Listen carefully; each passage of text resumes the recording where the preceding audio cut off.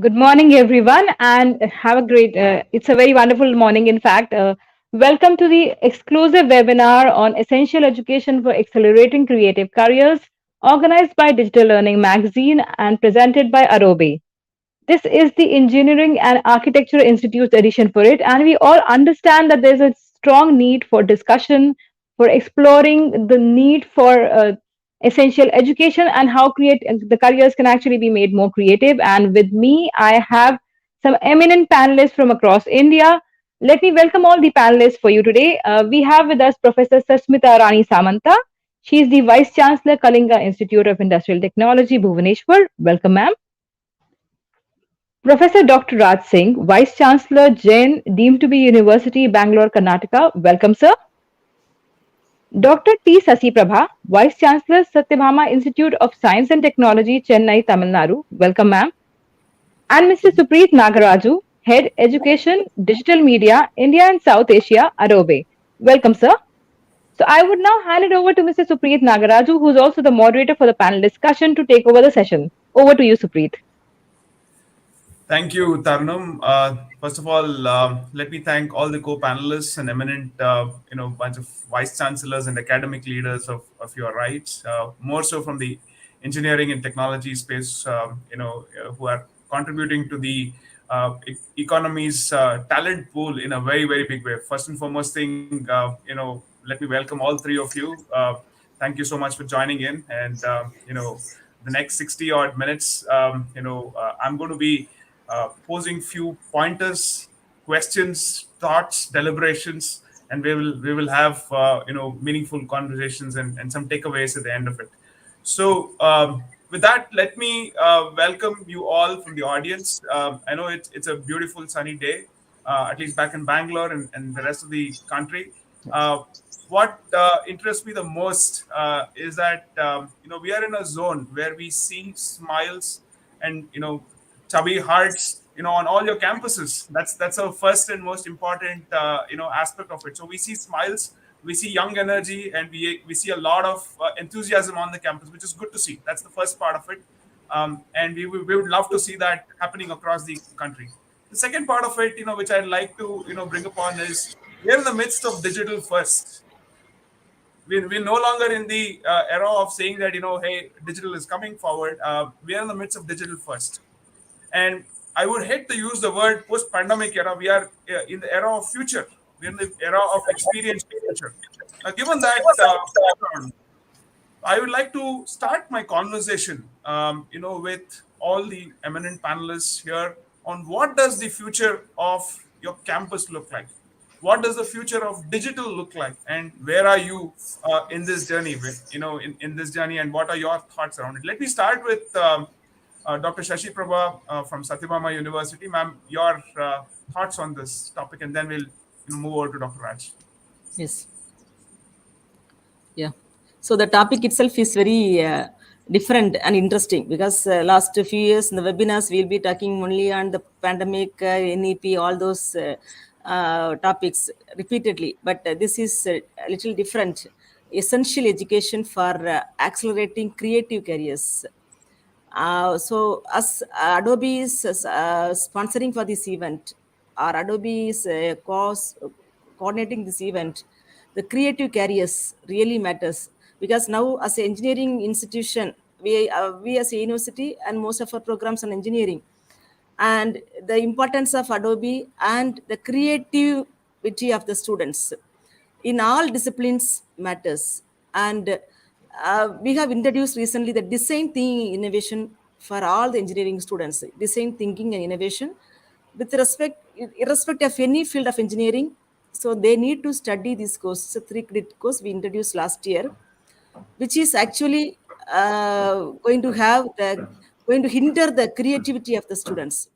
So in that way, with the support of the creative technologies, the engineering students can able to create lot of wonders in their own discipline or multidisciplinary way or in an interdisciplinary way. So this topic, if I want to say, the creativity is going to change a lot in the future for the any kind of students, because lot of openings are there.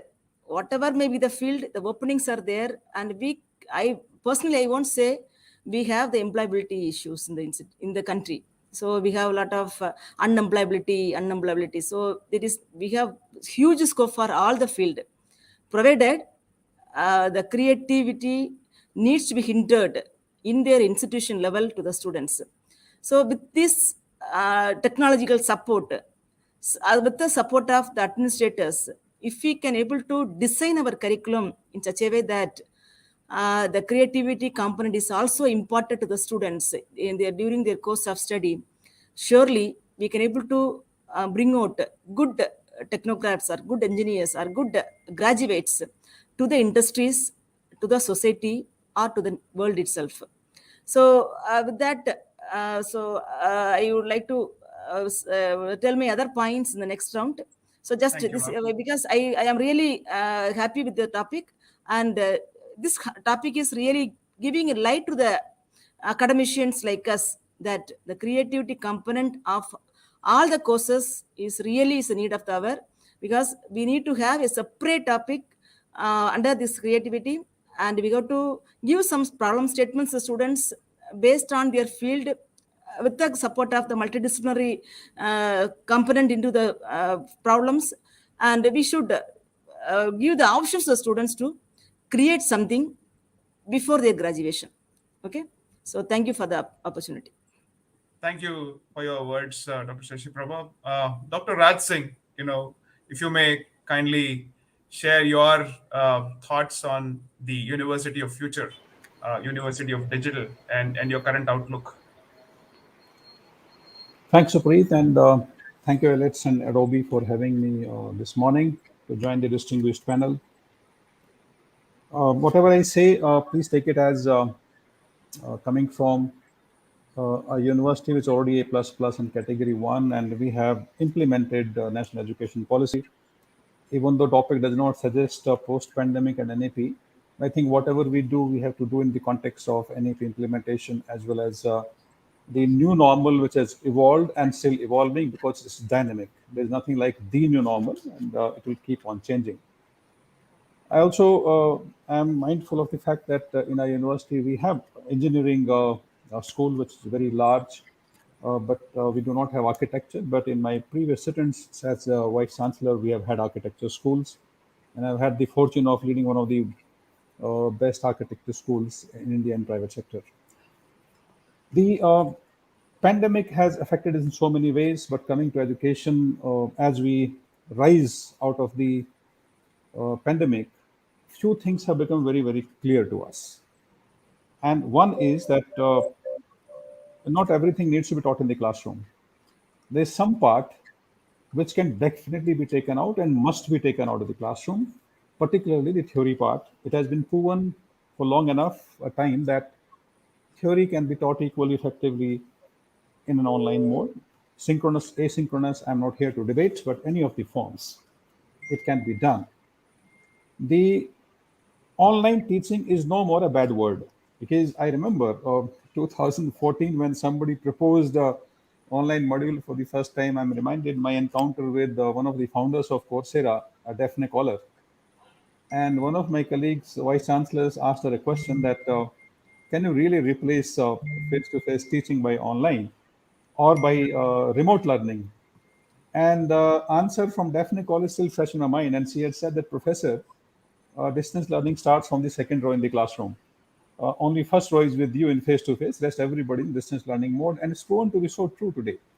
So, online education to deliver the theory part, to my mind, is going to stay and must stay, in fact.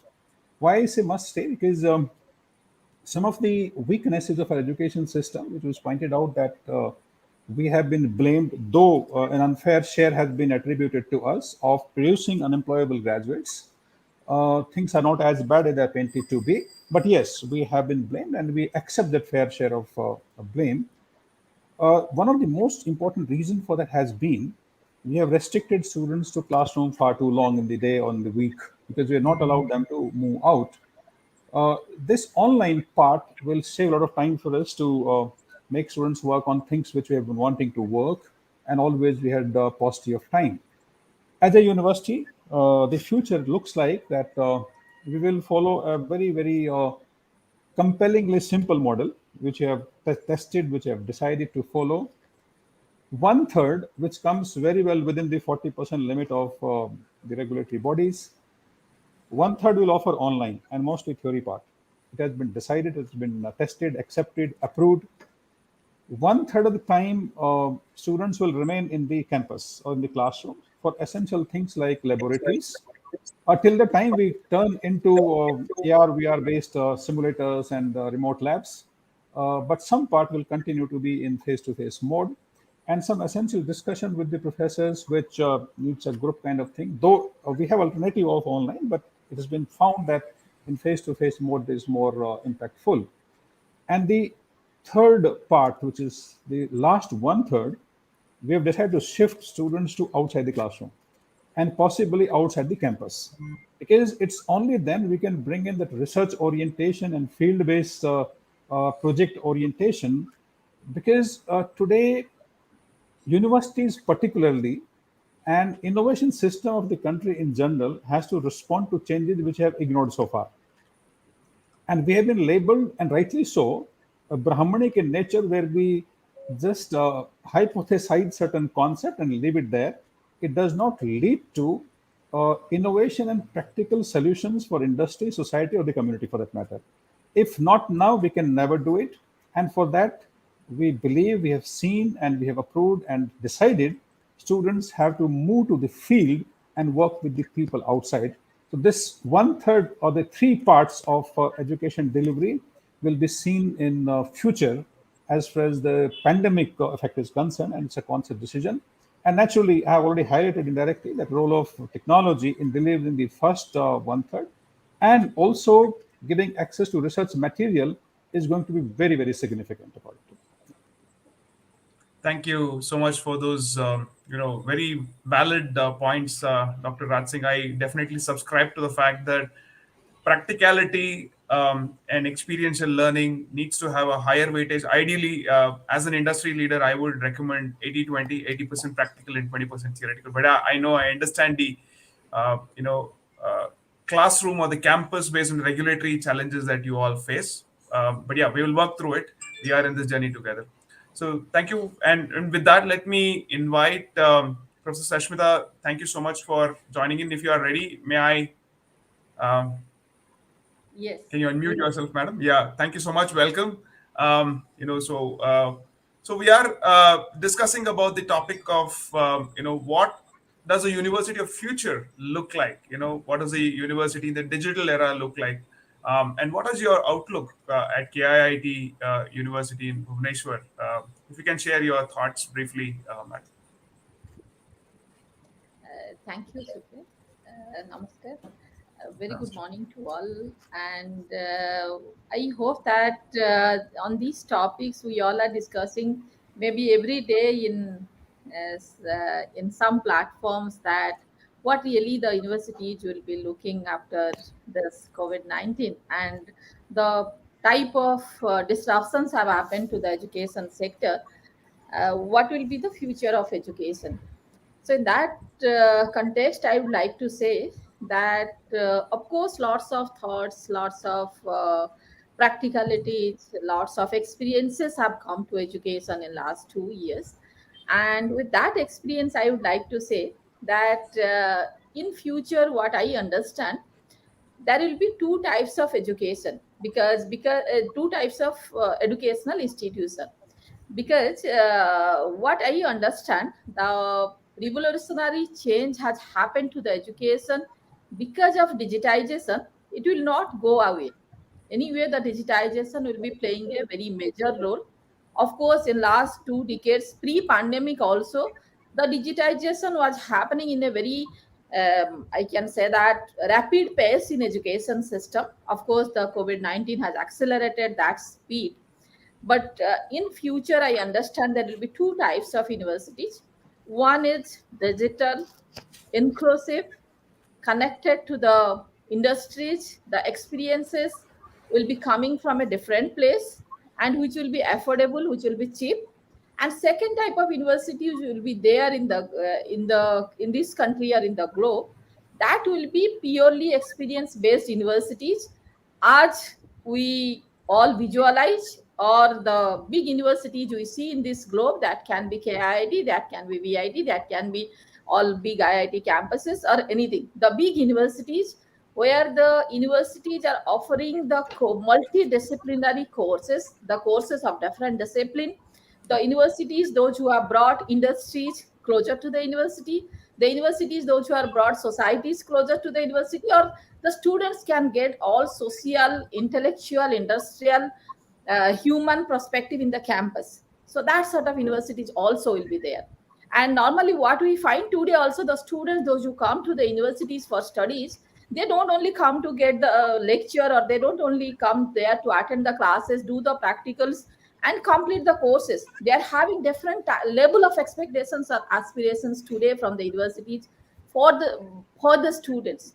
And while after this COVID pandemic, we find the students in the campus. Of course, in KIT, 70% students have already reported in the campus. They are doing the classes in physical mode. They are appearing the examinations, and things are going on well.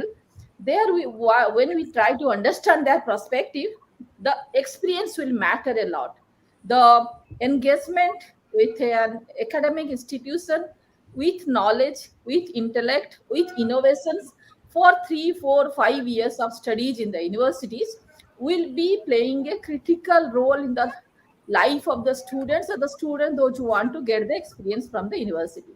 Second, what I said about digital universities, maybe people will be working in different places. Of course, we have also started such program for the industry people. They'll be getting the experiences from somewhere else, and they want to get engaged with academics. They want to learn, get more information about the subject. They want to get connected to the innovations happening in the subject itself. So they want to get engaged in any university, to go through the lectures, go through the practical, and get the certification for their knowledge and experience they are getting from somewhere else. So there will be two types of university. One is experience based, large, highly providing the opportunities to the students with respect to the society, industry, knowledge, intellect based innovations. Second type of universities will be inclusive, affordable, and digital. That I think that will be the future of education. Thank you, Professor Sashmita. Very beautifully put across. With respect to aspirations, mapping to different, stratas, and then of course university catering to different demographics of the Indian society. With that, comes the very important aspect, and I'd like to take a thread from the previous conversation of aspirations. Today's aspiration is not just students' aspiration is not just about doing a degree. Today's aspiration is not just about landing themselves a 6-figure or a 7-figure salaries. Today's aspiration is about I want to create something and leave a trail for others to follow. Entrepreneurship. Today's aspiration is about I want to create new products which are cutting edge in the industry. I want to compete with people who have 20 years experience while I'm just graduating out of the university. Nothing bad, ambitious, aspirational, absolutely perfect. And that is what we need as a fire in the belly for the future India, for bolstering the economy as a whole. Now, coming to this topic, to meet these needs, one of the critical part that we feel is bringing the industry 4.0 elements into the classroom, into the campus, or giving them a super express highway for the students to have this experiential aspect of it, which would mean that traditionally what you've done so far as universities or institutions over the last 20 years or over a decade may not work. You need to rejig it. You need to relook at the way in which you're approaching this, and probably relook at the way in which you're connecting across with industry, ensuring that you have the wherewithal to deliver some of these things in an extremely experiential way. Some of them being very advanced technologies, some of them being advanced technology led educational models as an area. So my larger question to all three of you, and we'll take this in a sequence, is how are you planning to bring about these industry 4.0? Is it more like a center of excellence establishments and then trying and testing, and it's absolutely okay for your students to try it out, fail, learn, unlearn, and relearn? Or is it that you're trying to figure out any other innovative ways to bring in Industry 4.0 into the campuses and connecting your students across to real world problems and statements. So we'll start with you, Professor Raj, from Jain University. Your thoughts on this? You're Thank you on so mute. much. Thank you so much, Supreet. Very, very comprehensive question. I can continue for hours, but time limit is there. A few clarifications because I believe some of the audience are the policy makers and the teachers in engineering and architecture, and therefore the context need to be set right. Number one, that overarching objective of technology integration for me or digitization included in that is how it can help us expand the learning opportunities for students. Because the efforts are to move to the higher order learning outcomes, and prerequisite is to expand the learning opportunity. The second clarification I need to try to provide is that curriculum has to be looked at beyond just the syllabus. Curriculum is much more than the syllabus and the contents. Contents can be copied, but perhaps curriculum is something has to be originally designed. And this we need to be very, very clear. The third clarification I need to provide or try to provide is being multidisciplinary is not the same as being interdisciplinary and transdisciplinary. Multidisciplinary could be just existence of multiple disciplines in adjacent rooms, adjacent campuses, adjacent floors, and maybe in the same campus in adjacent blocks. Until and unless we bring them together and they start informing each other, start interacting with each other, we don't say inter and transdisciplinarity, and therefore we don't see an expansion of learning opportunities as far as learning by the students is concerned. And the fourth one, clarification I need to provide so that we are not confused as we discussed. Absolutely. Skills and education need to be seen separately. I am for skills, but skills should not be coming at the cost of education because skills have a shelf life. They are relevant in a time and space, but education is something for life. How we want to do it, I will not be philosophizing, if you permit me. I'll give you some concrete suggestions in an anecdotal way, which we have been trying to do, and we have had very concrete and fascinating results over the last couple of years, particularly after NEP was announced. Number one, a belief has become stronger that edtech companies, particularly providing contents, are not going to help us much until and unless edtech companies are incubated on the campus and they interact with the students and professor in 24 by 7 manner. They can't really help us provide solutions, which I referred to in my initial remarks.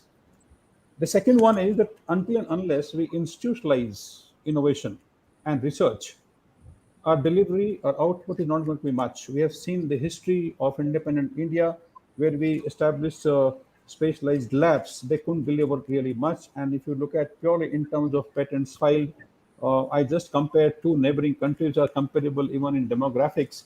In 2020, our patents filed were 26,000 something, and in the same period, it became next year 56,000, and then in same year, China filed 14 lakh 97,000. It just two data indicate where we stand in terms of innovation because we have not institutionalized innovation. Pandemic has proven, and many other social problems have proven, there's a huge demand on the innovation system of the country, and universities are an important part of this innovation system. And my second belief is that universities can't deliver much with faculty members alone. You can do it only and only if you involve students. And I sound a question here again that research and innovation is not the prerogative of only PhD and master students. You have to involve all undergraduate students as well. Now, to do this, you need some tools which can be implemented. I'll share the case study of my own university, which we started 2 years ago. And we are now implementing across the board, no matter who you are.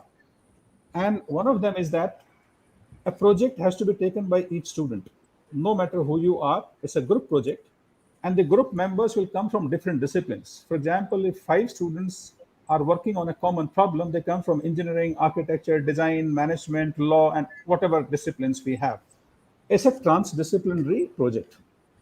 We have made project centric to learning rather than project based learning.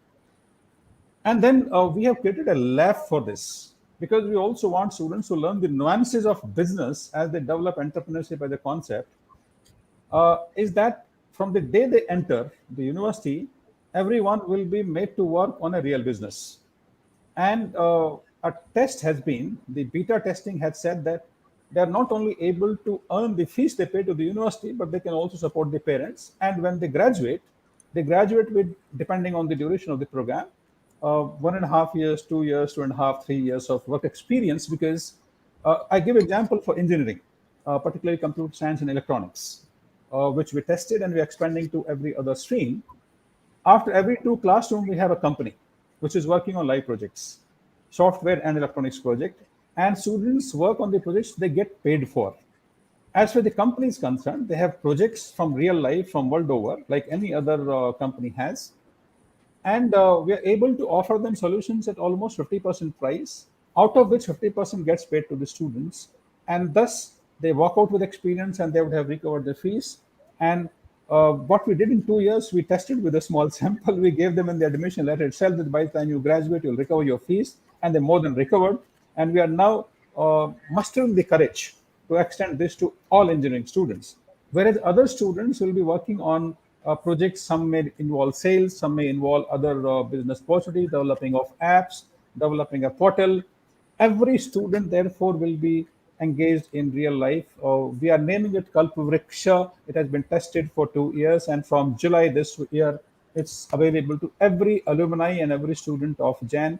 Internally, I'm looking at 2 lakh or 200,000 audience on which we will have it. And the second phase, we'll extend it to other universities if they so desire to join this. And even I'll give an example. We have developed an in-house portal called Student Nirbhar, inspired by Atmanirbhar concept. We have many enterprise and students from entrepreneur families. They own the business or they are going to set up. They need additional platform to market their products and services. And the student Nirbhar is guaranteed less price than any of the best portals, including Amazon. And will be first available to our own students and then to outsiders. They will be able to sell their products on this platform, fully developed by the students, operated by the students, and used by the students for the students. This is one example I can give you. We have tried our best to hand over the power to learn to the learners rather than keeping it in our hands. My last response will be, you asked a question related to curriculum. Now, I'm not going to say that curriculum should be outcome based. Everybody knows this. You can list course outcomes, program outcomes. The standard templates are there. There are trainers there. They will help you out. The consultants also there. The meaning of NEP, as I understand, is it defines the depth and breadth of the curriculum. And this third aspect of curriculum is what type of courses you teach in the curriculum. Depth is when you teach a course to increasing depth. For example, economics can continue to the last. Design, engineering design can continue to the last, but depth will go on increasing. Breadth is when you teach comprehensively large number of courses to cover the entire gamut of topics there. Types of courses, are they independent or integrated with other disciplines, means single discipline, interdisciplinary? Are they segmented or cumulative? I think there's a need to look at learning of the students cumulatively. Just 20 seconds, I want to ask, you don't have to respond. I know the answer. Have you ever seen in your institutions students who are not the highest performers academically get the first job and the best job, and the students who score the highest are sometimes struggling to get a job or maybe among the last ones to get a job? It means our assessment of the students is not based on what leads to learning. Our reforms in examination need to ensure that our assessment has to be comprehensive. I'm just giving you one example.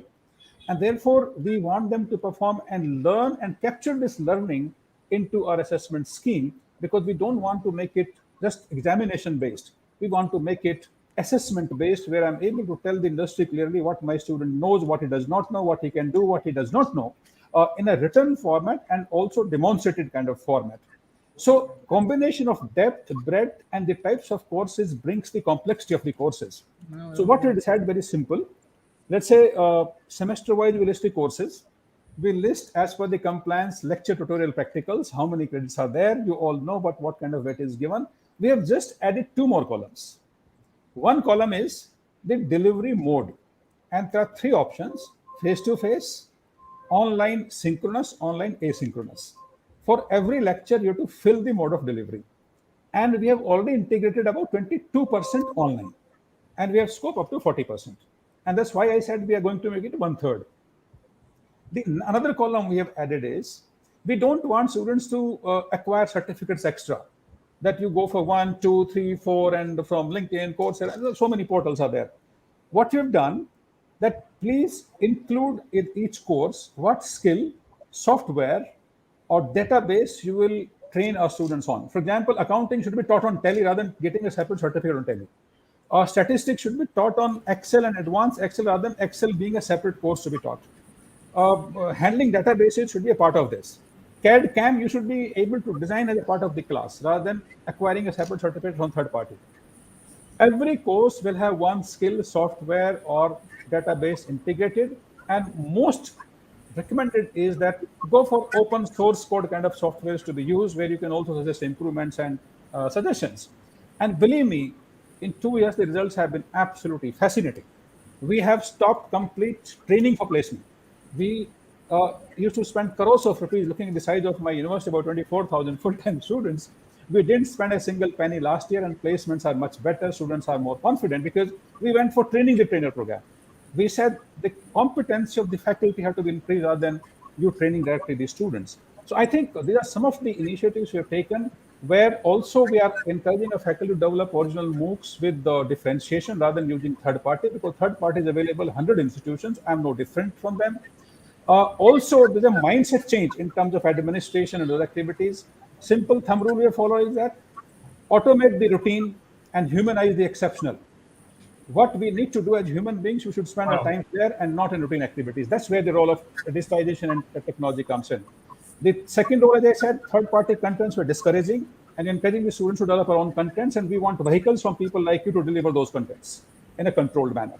So I think I'll stop here and then come forward when the next time the question comes with my Yeah, yeah, points. yeah, yeah. A very comprehensive response, though, but very valid pointers. I like some of the marvelous pointers, specifically on the Kalpavriksh and the 2 lakh students and the kind of impact that it's had. And some of these are ingrained in our center of excellence that Adobe provides to a lot of Yes. universities as well, which is effectively around enabling the faculties experiential learning, more so in terms of delivering creative outcomes on areas which are skills in demand, aligned within your subject areas. And last but not the least, the aspect of bringing in entrepreneurship, in a very holistic way, in the simplistic format, addressing 2 3 areas of the regulatory affairs, your project orientation, and also completing their degree pattern with some earnings is a fantastic thing. And then we see a lot of commonality, and I think we should talk further on it in terms Certainly, of how we certainly. can make things happen.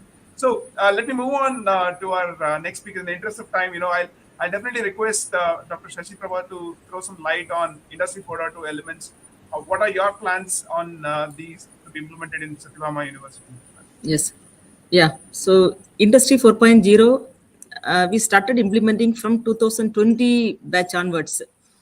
In 2019, we made a major curriculum revision. There, we included that particular subject is 3 credit course. It's compulsory. It is actually supported with the industry internship. So as Suprita was mentioning, so this particular course, we are trying our level best to get a support from the industries in educating the students in the various topics like cyber security and additive manufacturing, IoT, as all data science, as all those new age technologies. We are imparting all the engineering students with the support of the industries. So the industry immersion program, we are trying to satisfy through this particular subject. And apart from this subject, so we started introducing a Society 5.0 last year. It is an open elective. It's common to all the students of any branches of engineering or art, science, whatever may be the programs. It's an open elective, Society 5.0. So this course covers public health engineering, then the sustainable development goals. So we identified, right now we identified 11 goals that we can able to contribute for the United Nations SDGs 17. So out of 17, so we identified the 11 goals, and 11 goals distributed to different research centers and the departments. And through them, we are trying to justify that we could able to certainly contribute as an institution towards this SDGs. So yes, so one second. So, so kindly excuse me. One second. Hello. Sir,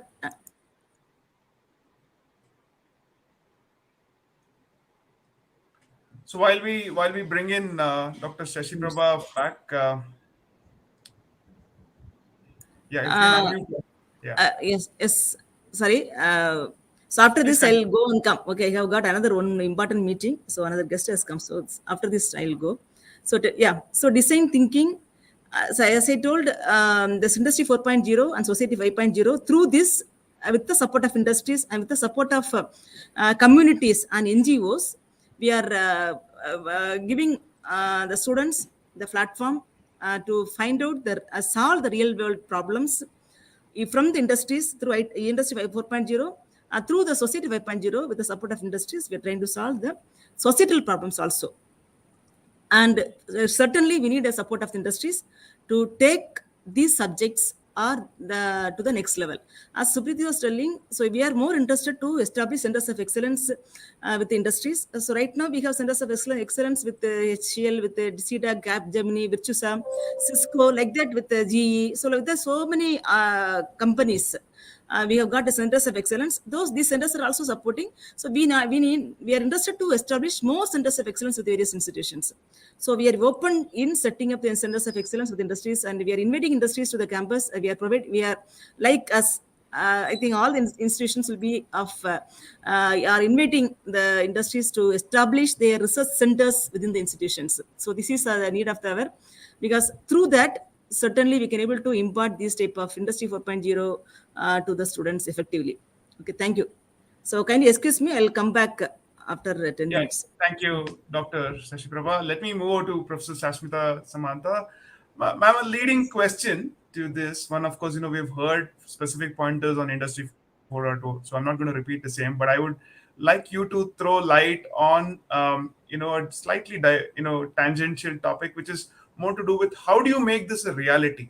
What are the resources that you mobilize if you were to look at something of this category in a large, and I'm sure KIIT caters to a huge plethora of students from different economic backgrounds, but at the same time quality is not depleted in any sense, as an area. Your thoughts around it now? As I was listening to my previous speakers, we started bringing universities closer to the bringing industries closer to the universities since 2009. And in 2009 we had established many center of excellence. Then with IBM, with Tech Mahindra, with Deloitte, with all those people, we started establishing the center of excellence. And in 2010 we started the CBCS based, like choice based learning system. We introduced the elective. We made the curriculum open for the students, as the medical student can take courses from social science students can take courses from law, engineering can take from management, they can take from neurosciences, anywhere. That sort of flexibility we brought into our curriculum since 2010-11, and we are very successful in that. We developed a integrated learning model in the, I can say that in the country, perhaps we are the first. And after that, what we realized, after opening up the avenues and opportunities for the students to get integrated with other discipline, we found that different type of aspiration is being created. And that aspiration we found that, as we all know, that in learning there are 4 stages of learning. First they get the information, after that they experiment that information with the peers, and of course now with the peers different type of communication system has developed, the social media, the peers online group and all. They experiment that, and after experimentation they authenticate their knowledge, that yes, whatever they have learned in the way they have learned, that it's good. So that authentication system happens, and after getting the authentication of that knowledge, students go for the experimentation by applying in different avenues. So what we did after that, we opened up the avenues. We divided the 5 modules of the curriculum to different activities and projects. So after each and every module, in the beginning of each and every module, a student is given one activity, one project, small project, one small assignment. So throughout his or her journey in that module, he or she thinks that how he or she will be solving that issue. That can be social issue, that can be industrial issue, that can be the practical issue. because KIT is known for getting more engaged with the communities. We have adopted many villages. I can say that we have adopted around 20 panchayats in different districts of the state. We have established the tribal students. We have brought many tribal issues into our purview of the curriculum.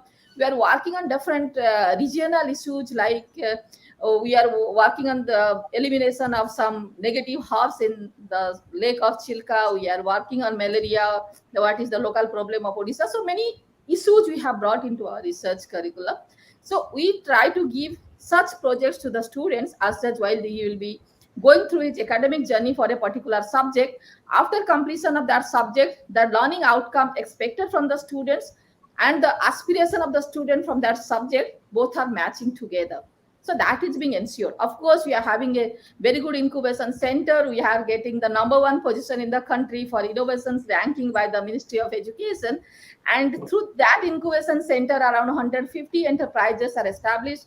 This year, I would like to mention here that one of our alumni has been declared, his company has been declared as a unicorn company and has got the several $1 million funding.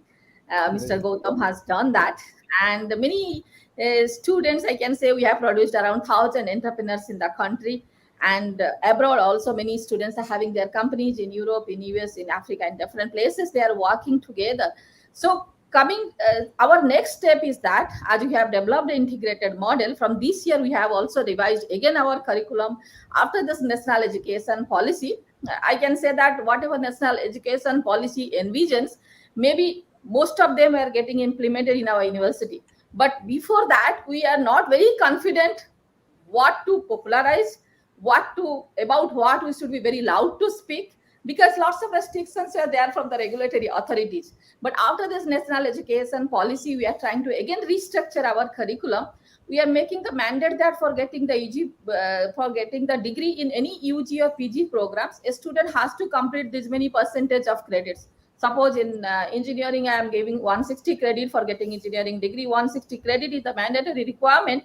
Out of that, 40% he or she should take from the department. Suppose for getting a BTech in electrical engineering, he has to take 40% subject from BTech in electrical, from the electrical department itself.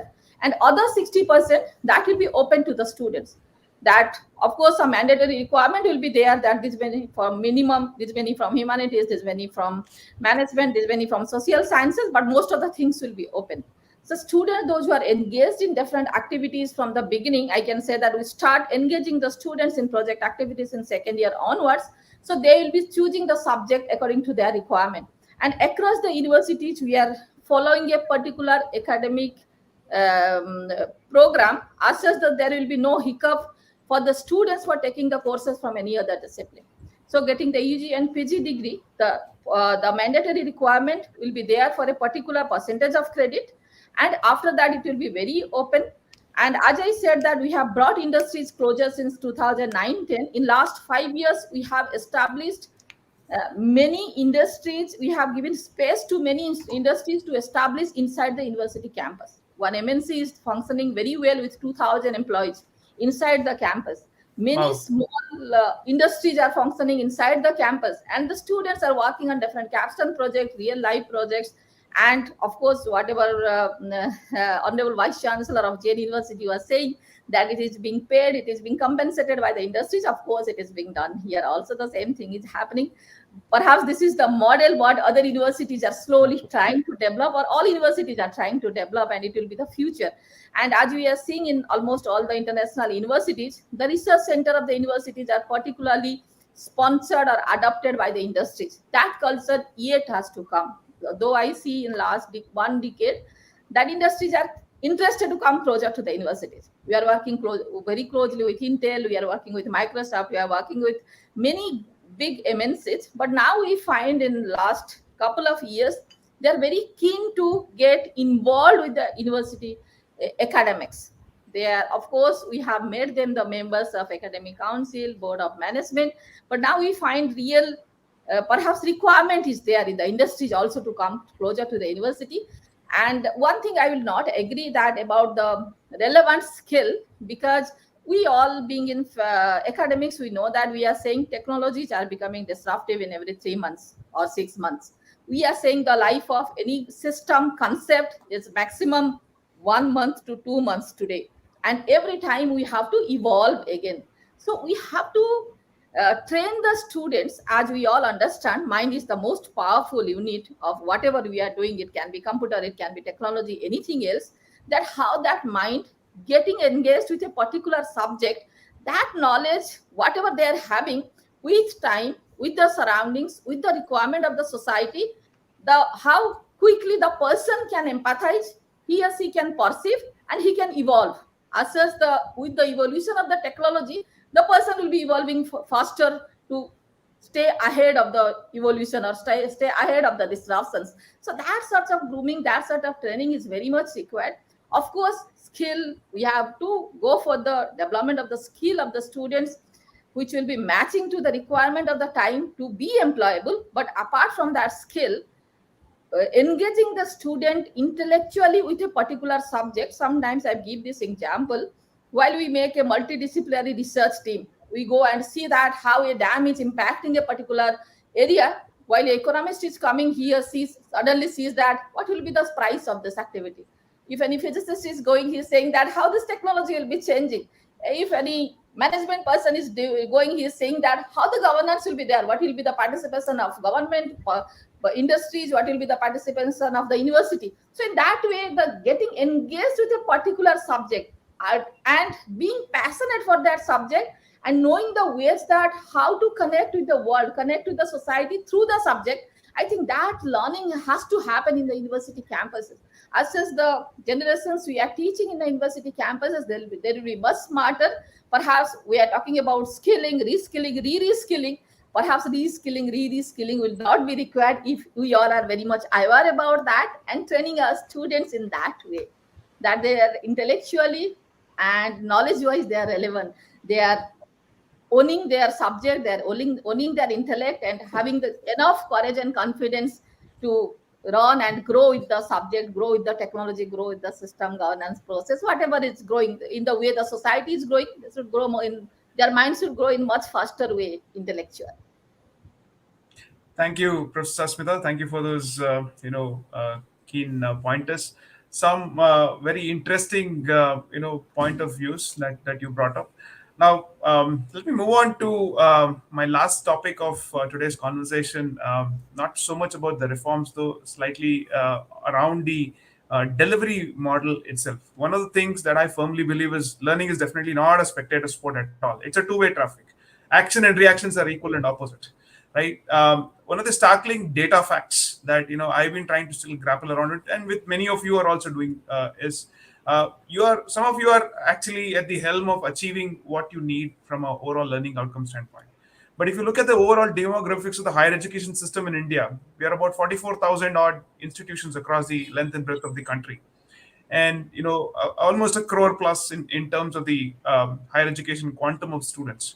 But when we look at the demographics from number of assignments who get valid applications to match certain needs, there's a vast difference. And when we dig into deeper from a hiring standpoint, one of the clear aspect that is coming out is the ability to comprehend a problem and assimilate a solution to it is missing. The skills part of it is a secondary aspect. I agree with you. That's the fundamental aspect of it. And when we look at the final granular aspect, the teaching methodology has got a heavy impact on the way in which how a student would look at a problem from different points of views and assess certain things. I may not have an answer to all the problems. You may not have an answer to all the problems, how we can assess this. But one final granular thread that we've been, figuring out, especially for technical universities, technology-based programs, is visualization as a technique. And this is something that has been taught to us right from the school days.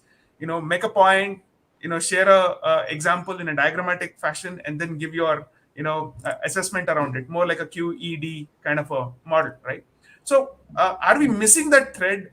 Can we, bring it back? Can technology play a role in this visualization as a technique?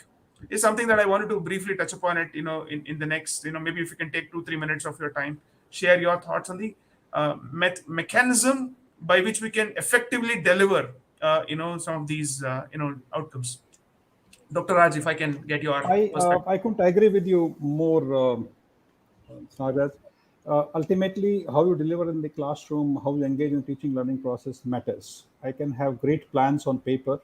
I can produce manuals after manuals. I can produce policies after policies.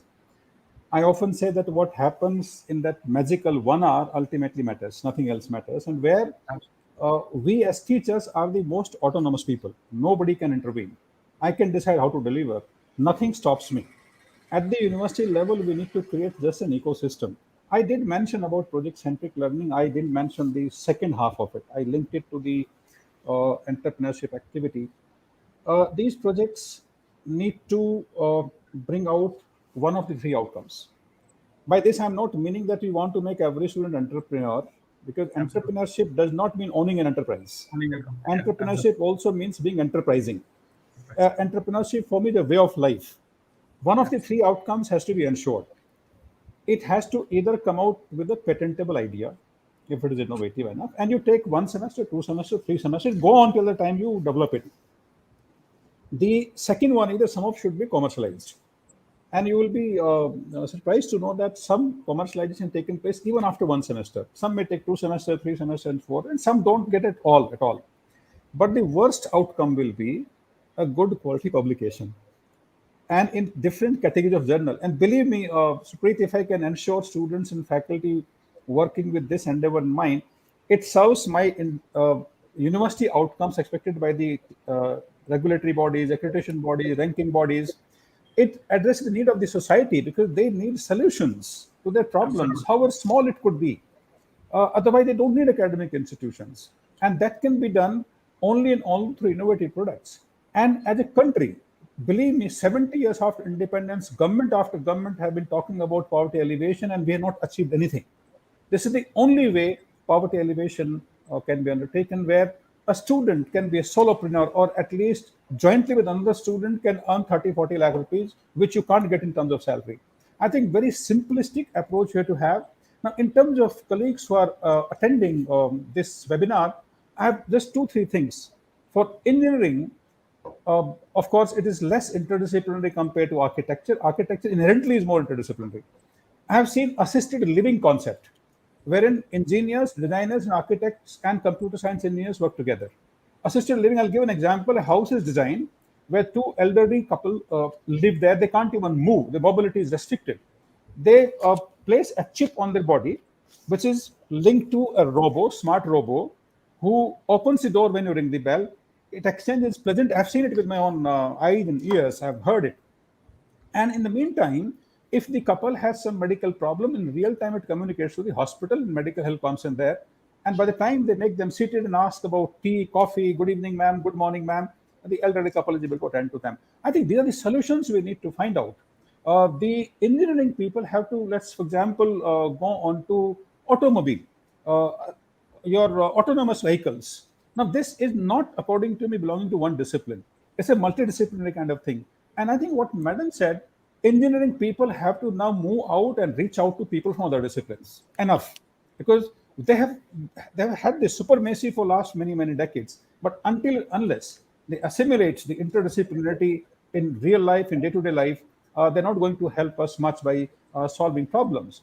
Architects have to look at alternative materials. For example, Dubai say that 50% of construction by 2030, 2035 will take place through pre-printed, 3D printed blocks. You have a metro station, underground station in London, which is completely made of the blocks 3D printed, in fact.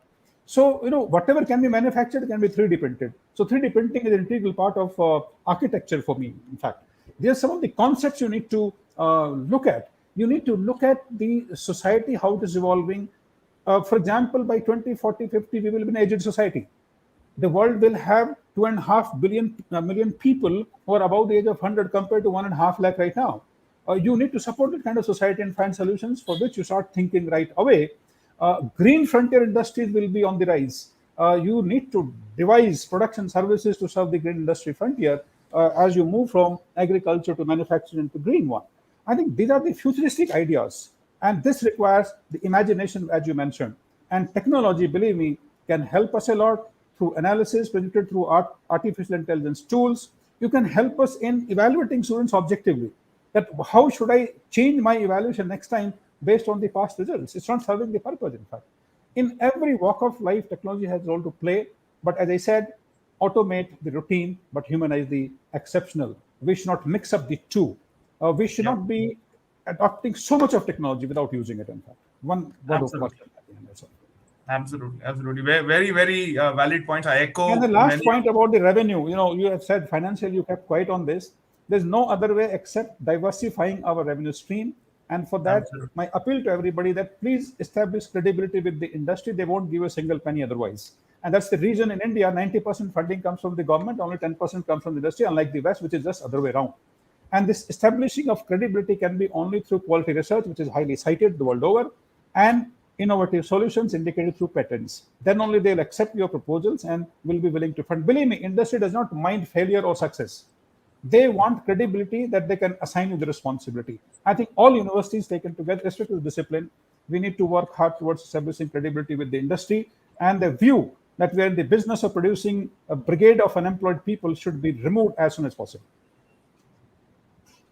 Thank you so much for very well laid out insights. I echo many of your topics.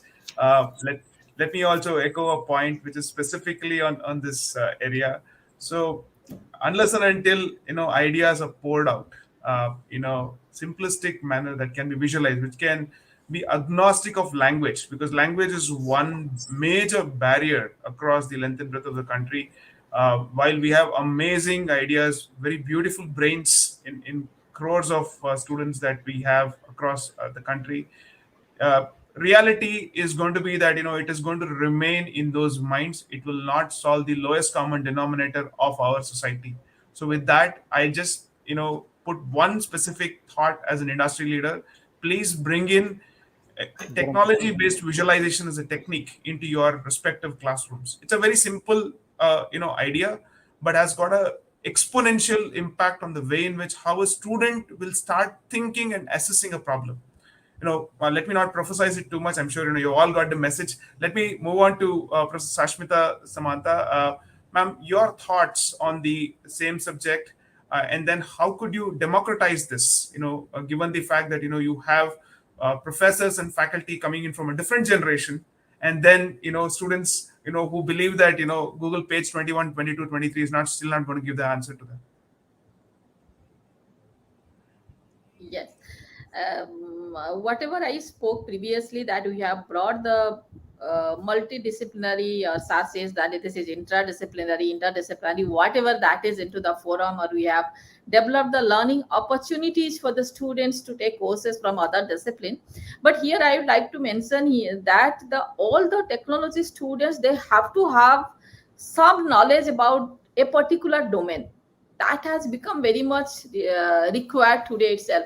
Yes, technology provides the tools, it provides the opportunity for the students to get employable. Maybe because of that, lots of demand is there for this course, or for this course, or lots of aspiration is there from other side, from technology people in this country or in this globe.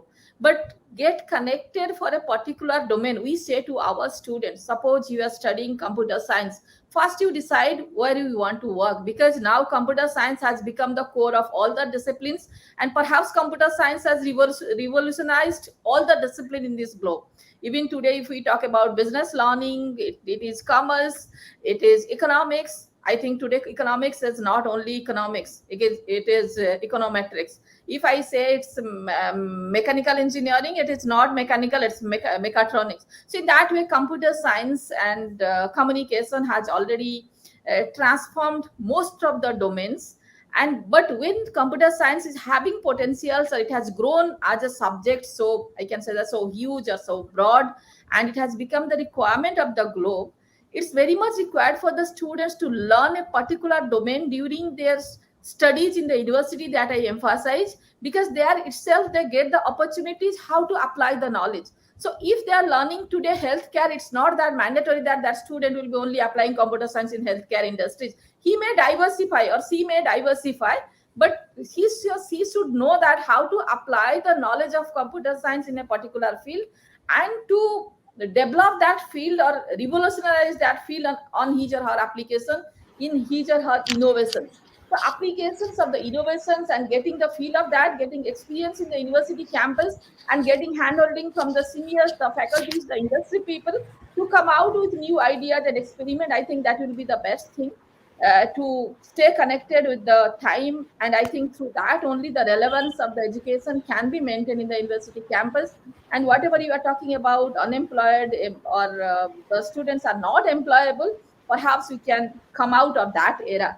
And I think that the universities will be more relevant to the time. As we are talking that many industries are coming closer, universities maybe in this country also slowly the technology will be innovated in the university campus rather than in industries. The once the technology is being innovated coming to the university, we are trying to catch up with the industries. Maybe it should be vice versa. We all are very much positive that slowly the innovations, the research, the technological evolutions or the evolutions of the concepts, systems, policies that will come out from the university campuses also.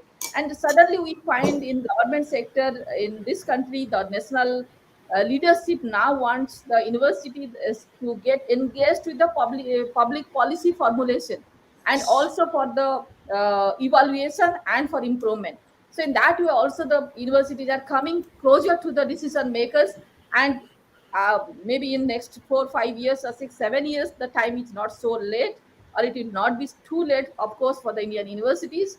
The those university campuses will be the place where all the decisions will be taken for the country, where all technologies will be innovated, where all systems will be innovated. Maybe those will be the pioneering place for the whole country or for the whole world. So that is coming in a very big way. The involvement of the universities in public policy, involvement of the universities in innovation, research, in enterprising. I hope that it is going to transform the whole university concept in this country in future. Absolutely. Absolutely. Thank you so much for your valuable insights, Professor Ashmita. With that, we are almost at the top of the hour. I'd like to request both of you to share your finishing comments, specifically, with how do you look at the next 12 months? And I'm sure, we are going through a whole host of rejig in the entire higher education system across the country. We're hearing a lot of things, UGC reforms, NEP implementation, and so on and so forth. In a nutshell, what are your, key takeaways? We have Dr. Shashi Prabha as well, So if you can share me your, finishing comments in a minute or two, that'll be really nice. If we can start with Dr. Shashi Prabha and then for both of you. Yeah. Yes. So as I told earlier, so the creativity, because with the support of creative technologies, so the creativity can be imparted to the students through some courses. As Supreet was rightly mentioning about the Industry 4.0, and I told Society 5.0. So we are enforcing the students to undergo industry internship as well as community internship. So we have introduced community internship from the current batch onwards.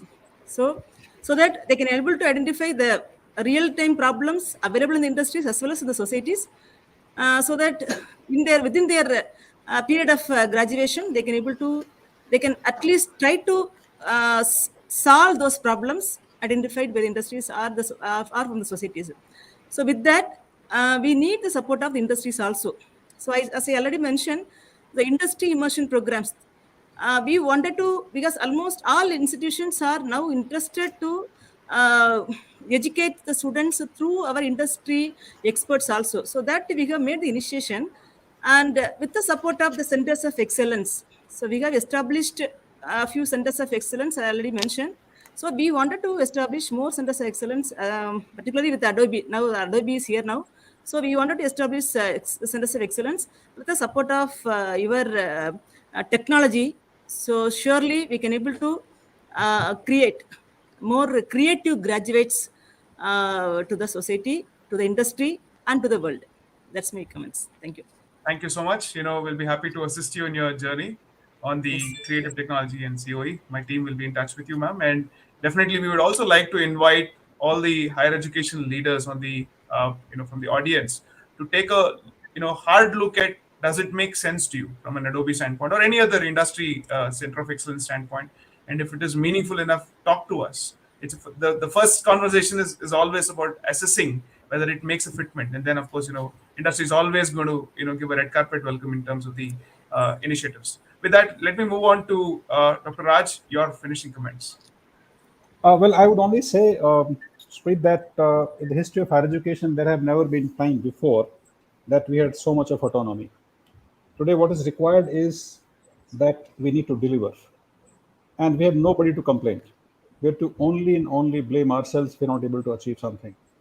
And we therefore recommend a compliance plus approach. Whatever minimum standards are prescribed, follow that and go beyond it. Take it as a floor, not the ceiling. And for teachers to understand in succinct way is, let's try to complete that academic loop which we often talk about. It starts with research. Whatever research, apply in the industry through consulting projects. If your quality research is there, they will definitely involve you there. Consultancy leads to training on whatever you have innovated, whatever you have developed. And this richness through consulting and training is brought back to the classroom to improve the teaching learning process and achieve higher level learning outcomes. And this cycle completes. We have never had such opportune time than what we have today to complete this loop in the most effective way. Yeah. Thank you, Dr. Raj. Very very valid points. There's been never a better time where we have maximum number of startup opportunities in the industry as an area. There are enough and more practical problems to be solved, and definitely quality research and output is something that will And the always technology, the enabler, and we are located in the Silicon Valley, which accounts for 50% unicorns today in the country. fantastic, Yes, fantastic. yes. Yeah, thank you so much, Professor Sashmita. Your finishing comments, madam. Yes. I think whatever Professor Raj was talking about, that now autonomy has become the core of any educational institution after this national education policy. And after these 2 years, we all have realized that we are thinking that survival is the success in last after 2 years of struggle. And today we all realize that how to bring pride to the existence of human being, because being human and bringing the humanism concept in each and every activity has become the requirement of the world. Because during these 2 years we all have realized the processes system, how big it can be, how economically strong it can be, cannot survive without involvement of concept of humanity. So that we all have realized. So bringing humanism into the technology, bringing humanism into the processes system, being passionate, being empathetic, being compassionate has become very much required. So the technology without that sense of humanism, I think that that will not survive anymore. So trying to bring all the perspective of the society, all the perspective of the globe, being very much concerned about the environment and the globe, being bringing the communities into the system, bringing the people into the system, bringing industries or the opportunities those who provide means us for the survival, bringing everybody together. I think collaboration will be a very key word in any in academic space in the globe. And let's collaborate with each other. That can be industry, community, society, whatever we are talking about. I think this collaboration will be bringing some magical transformation in this globe, and we can help this generation to have a sustainable I can say that to develop a sustainable model which can run for few decades more. Whatever we had done, we thought we saw in this COVID-19, perhaps the world knowledge became very less to fight with this pandemic and to survive and to grow in after post pandemic era. I think we have to collaborate, work together, and be very broad and diverse to accept the world as it is. Absolutely, absolutely. I'll take the keyword collaboration here, Yes. because there's no necessity for us to reinvent the wheel. There's no necessity for us to replicate problems that are being already addressed. I'd Yeah. like and urge everybody within the call and outside the call. We are about 49,000, if I get the numbers correct, the number of universities and all the higher education institutions in the country, to take a small pledge. Each one of you have at least about 8 to 10 departments, and if each department takes a pledge to solve one problem, we will be able to solve 5 lakh problems in this country. And if we as an organization, as Adobe, is able to assist you in solving even 10% of these problems, assisting you in terms of your learning outcomes, assisting you in terms of, addressing social and, commercial entrepreneurship, talk to us. Happy to work with you all. And with that, let's try to bolster the overall, economy of India at large. And wishing you all a fantastic success in the current academic year. I'm sure it starts in a month, I suppose. In the new academic year, let's hope for brighter and better, responsible, citizens that we can create jointly, and create to larger success of economy, larger success of education in India, and a better future for the future generation who would like to enter the portals of higher education and create an impact for themselves and India at large. With that, I'm concluding the webinar for today. Thank you so much, all the eminent panelists, Professor Sashmita, Professor Raj, Professor Shashi Thank you. Prabha. God bless India, Thank you and so much. thank you so much. Back to you, Thank you, Tarun. everybody. Thank you. Thank you, sir.